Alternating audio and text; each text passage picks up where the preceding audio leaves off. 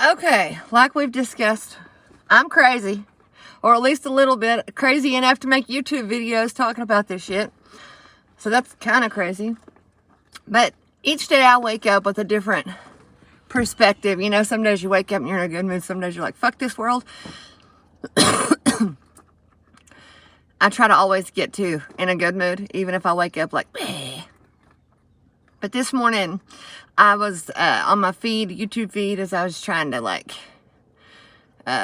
stumble out of bed, and I tumble to the kitchen, pour myself a cup of ambition, yawn and stretch and try to come to life.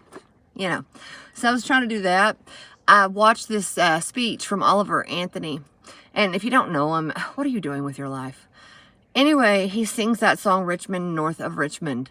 And he literally was one of the triggers for me that sparked my my awakening into why I live, why I want to be, other than my children and my family, what my purpose on this planet has to be, whether on a small scale or a micro or macro scale.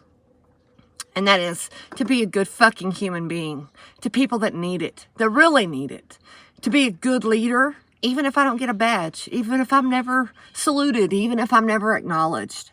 Because if we're talking about, on a spiritual level, if we're talking about Jesus coming back, so there's 354 different sects of Christianity in the United States alone.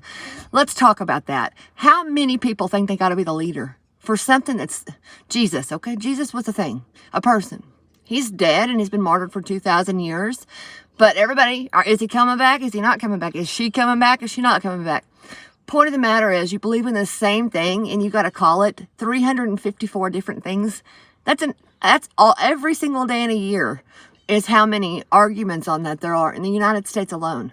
Come together, people.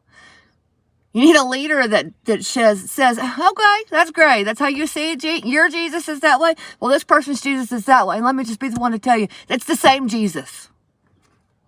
Two wings, same bird. Same with our government, politicians, politics, people that are paid and drive fancy cars, not like the rest of us, live in fancy houses, not like the rest of us, and they're the leaders of this country. Why?